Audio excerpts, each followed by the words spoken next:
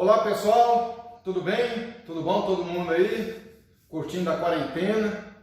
Logo ainda estamos todo mundo junto aí, se Deus quiser, beleza? Estamos aqui para mais uma matéria nossa, gestão da manutenção, 30 horas, jogo rápido, matéria show de bola, muita informação bacana. Vamos lá pessoal, observa bem, a gente tem muitas situações de exemplos de manutenções bem-sucedidas na história mundial, correto? Uma que eu sempre gosto de frisar, gosto de falar, é sobre essa situação onde você tem um país que se reergueu utilizando um ótimo plano de manutenção. Nós temos um exemplo, uma história que todo mundo já sabe, vocês têm conhecimento, o ataque japonês a Pearl Harbor. Todo mundo aí sabe sobre essa história, né? Pearl Harbor era um local de situação onde se encontravam uma elite, assim dizendo, da Marinha, Exército dos Estados Unidos. Então era um local onde o pessoal gostava de se reunir para curtir à noite, beber, mulheres, né? Então foi essa posição que o Japão atacou. Era de madrugada, o dia estava clareando ainda e o pessoal estava tudo dormindo, estava bêbado ainda, pegou todo mundo de surpresa, correto? Então o que aconteceu? Os Estados Unidos ficou com orgulho ferido em relação a isso. Foi por isso que eles fizeram aquele ataque ao Japão. Correto? Então é esse que foi o X de utilizar essas bombas nucleares em cima do Japão. Então a gente tem o que? O Japão atacado por duas bombas nucleares, jamais vistas, né? Até então ninguém tinha ouvido falar sobre isso.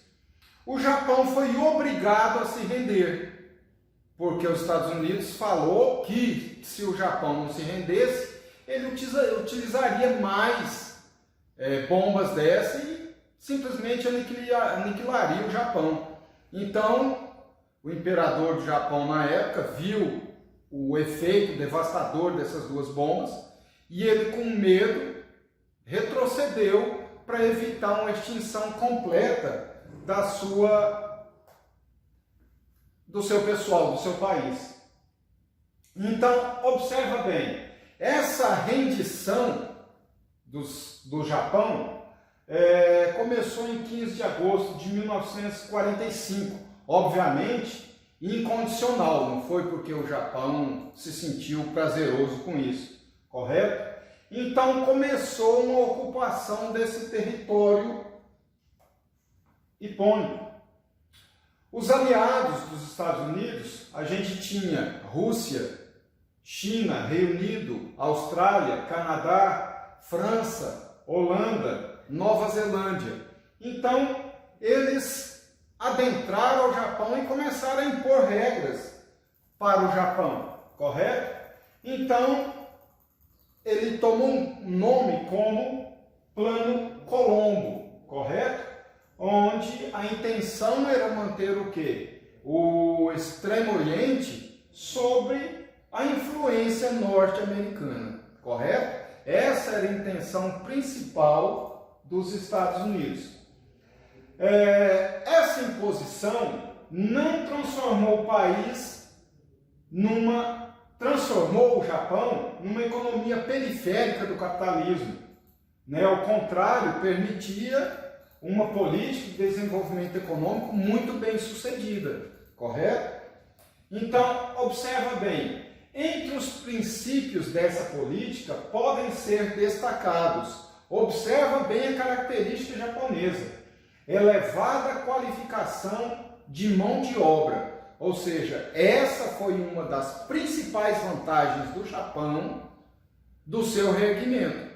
Correto? Ou seja, ele tinha mão de obra qualificada, ele tinha gente que servia, gente boa de serviço. Correto?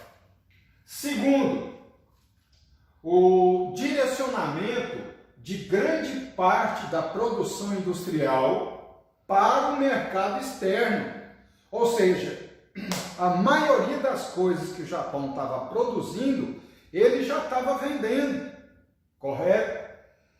Estimulado o quê? Por uma forte desvalorização do iene. Como o iene estava barato, porque o Japão estava quebrado, todo mundo estava comprando, correto? Então ficou fácil, então quase tudo que ele produzia, ele estava mandando para fora, tá? Outro ponto importante, olha só a política dos caras. Construção de grandes e modernos navios que baratearam o frete para os distantes mercados consumidores do Ocidente. Ou seja, nem frete os caras queriam gastar. Então, como eles estavam produzindo em massa, estava vendendo bastante, construindo navio para levar e entregar também, ou seja, nem frete os caras estavam gastando, correto? Então você vê uma política pretensionista do Japão, correto?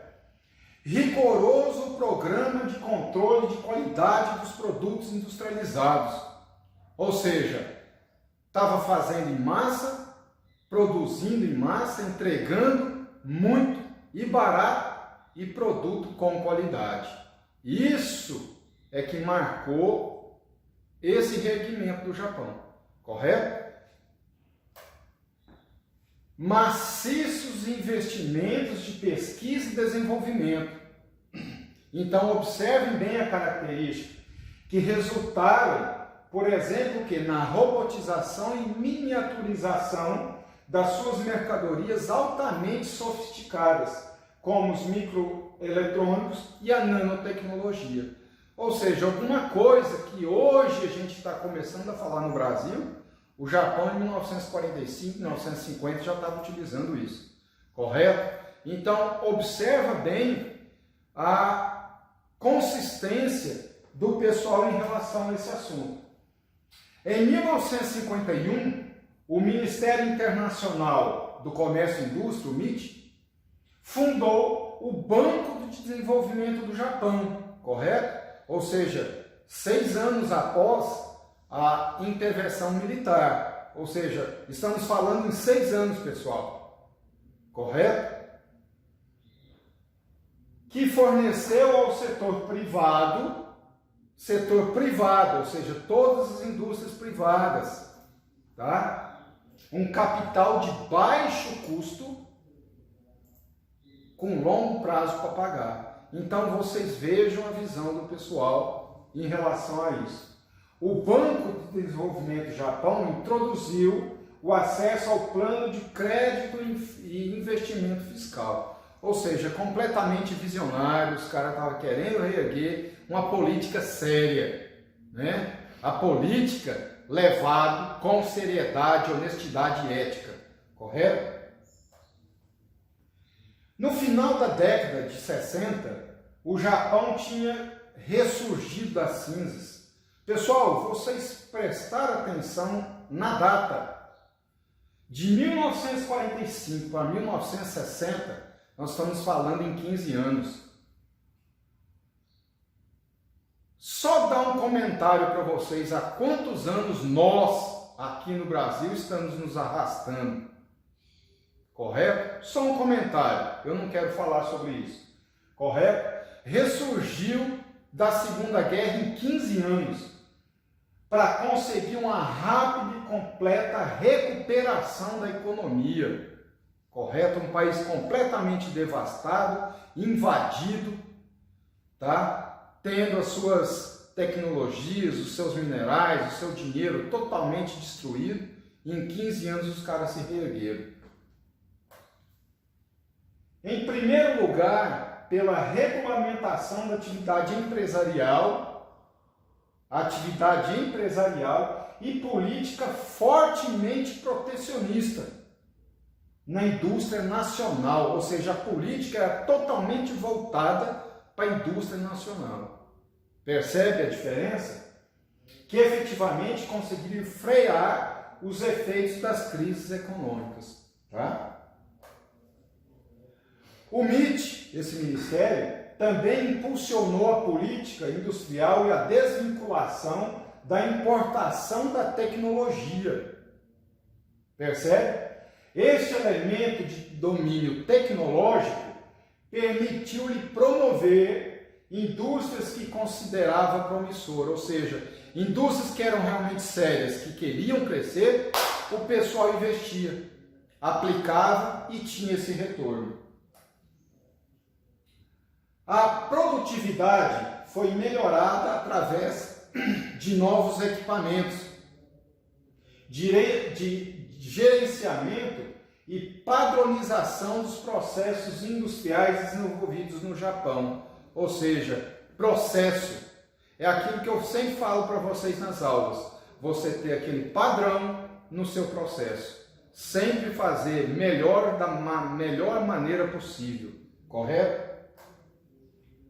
Em poucas décadas, uma notável expansão industrial conduziu o Japão à segunda posição entre as economias mundiais. Você tem noção do que é isso, cara? Em poucas décadas, o país está completamente destruído, já está na segunda potência mundial. Tá? Daqui a pouquinho, vocês vão entender onde é que eu quero chegar. Na década de 80, o lucro das indústrias fortaleceu o sistema financeiro do país. Correto? No final dessa década, presta atenção, 10 dos maiores bancos mundiais, 8 eram japoneses. Correto? Estamos falando em poucas décadas, um país sai da cinza e está no topo da economia mundial. Correto? Nasceram assim áreas industriais mais afastadas das grandes concentrações urbanas, dos eixos Tóquio-Osaka e Osaka-Fukuoka.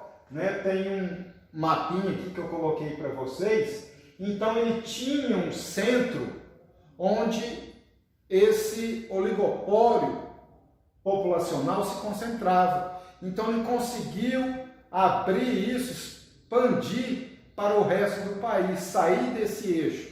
E isso gerou o quê? Amenizar graves situações, problemas ambientais gerados naquele contexto populacional com essa expansão. Esse foi uma sacada para poder amenizar essa falta de espaço que o país tinha e era muito populoso. Tá? A participação do governo também se mostrou crucial na implantação e consolidação de quê? Adoção de uma política de rigoroso controle populacional. Ou seja, os caras estavam controlando a situação populacional. Não tinha outra situação a ser feita na época. Prioridade à educação e ao domínio da tecnologia. Ou seja, os caras sabem como a política é levada a sério, os caras sabem que a educação é o primeiro passo a ser dado. Tá? A produção voltada à exportação e à eficiência. Eficiência, tema que a gente acabou de ver na nossa matéria passada. Não é isso? Onde produzir mais, gastando menos, com menos tempo. Correto? Então lá os caras já estavam falando sobre isso. Tá? Então, só reprisando, a partir dessa década de 1950, o Japão atingiu um estágio de grande desenvolvimento e é hoje uma das maiores potências mundiais.